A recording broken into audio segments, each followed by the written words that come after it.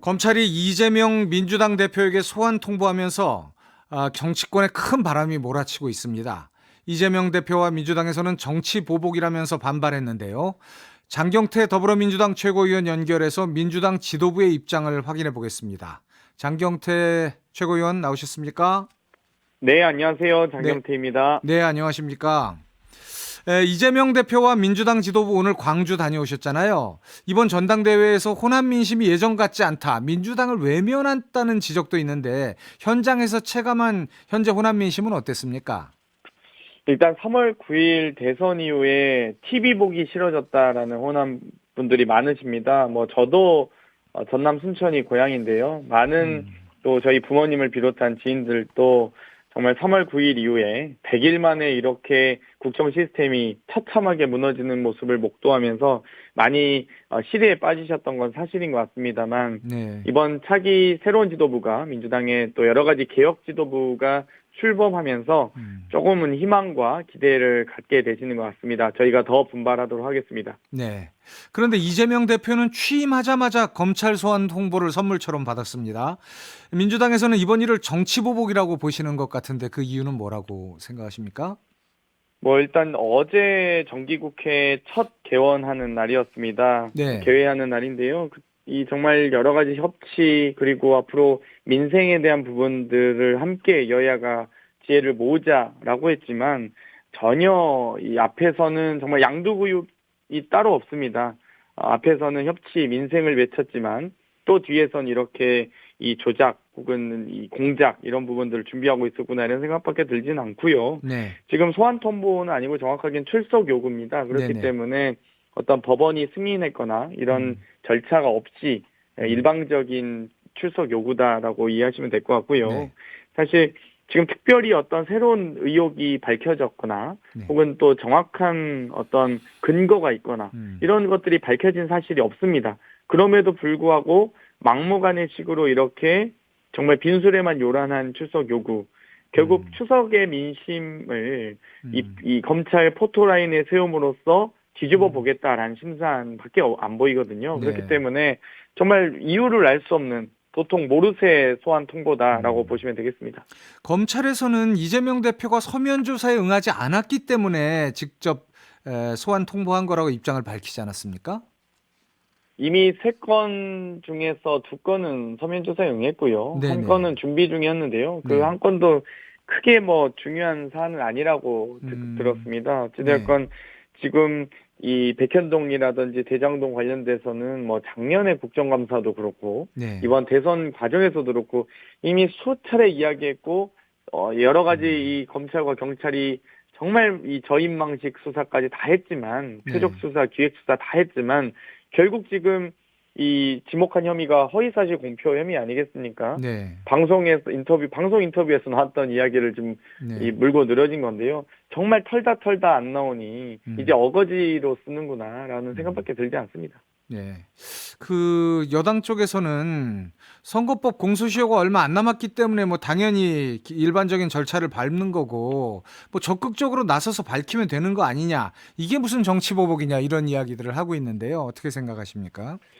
그 혐의가 없는데 저희가 혐의가 없다는 것을 어떻게 증명할 수 있을까요? 그러니까 음, 아니 너 구슬 3개 가지고 있지 했는데 구슬 3개 없다는 걸 어떻게 증명하죠? 그냥 없다는 음, 말밖에 할 수밖에 없거든요. 그렇기 때문에 구슬이 있다는 것을 증명해야 될 입증 책임은 검찰에게 있습니다. 그런데 네. 저희 보고 어떻게 이 혐의가 없다는 걸 증명해야 되는지 방법을 좀 알려주시면 저희가 그렇게 하겠다는 말씀 드리고 싶고요. 네. 정말 이 선거법 공소시효가 얼마 안 남았다곤 하지만 실제 정말 이 허위사실 공표 혐의 중에 이 혐의 중에 여러 가지 이 사안들은 이미 작년부터 이미 나왔던 사안이기 때문에 굳이 선거법으로 걸지 않더라도 네. 다른 여러 가지 이 형사사법 절차를 통해서 만약 혐의가 입증된다면 네. 걸 수 있는 사안입니다. 그런데 선거법 음, 지금 핑계 대면서 결국 음, 그동안 자기들이 아무리 노력해도 할 수 없었던 것들을 네.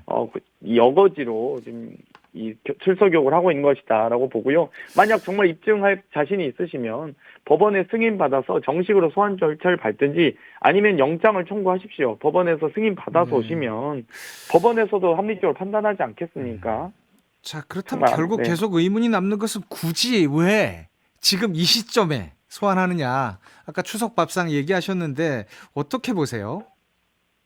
뭐 저희는 이 여러 가지 지금 경제적 상황이 더 악화되고 있습니다. 네. 정말 역사상 최대치의 무역수지 적자를 기록하기도 하고 있고요. 음, 또 앞으로 공공요금은 더 인상할 겁니다.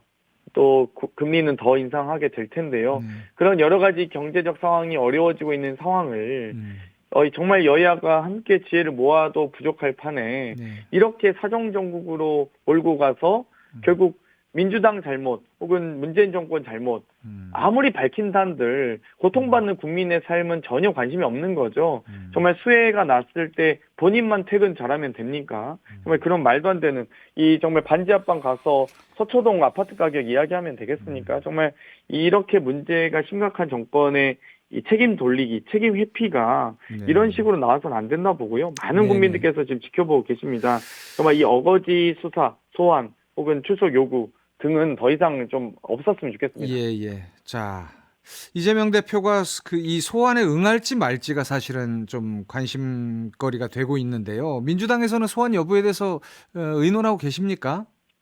뭐 논의한 바는 없고요, 아, 네. 공식적으로는. 근데 저 개인적으로는 뭐 전혀 응할 이유가 없다고 생각합니다. 네. 어찌되었건 지금 여러 가지 이 서면 조사 요청에 대해서 성실하게 또 충실하게 임하고 있고요. 네. 또 실제 이 제기된 의혹에 대해서도 이미 방송 인터뷰이기 때문에 공개되어 있는 사실입니다. 그러면 이 네. 공개되어 있는 사실이 이 어떤 여러 가지 구체적인 혹은 근거가 혹은 뭐 여러 가지 문제가 심각하다라고 보면 법원에서 영장을 청구하든 뭐 어떤 절차를 밟아서 네. 정식으로 오시면 됩니다. 지금 이렇게 모욕 주기식으로 네, 이 네. 법원, 이 검찰의 포토라인에 세우기 위한 이 출석 요구에 대해서 절대 응할 수 없고요. 정말 네. 이 윤석열 이 대통령의 표현을 빌리자면 정말 가짠타라고밖에 볼 수 없는 이 출석 요구라고 봅니다. 네. 네. 그 제 개인적인 생각으로는 사실 싫다는 민주당 쪽에 훨씬 더 많다는 생각이 드는데요.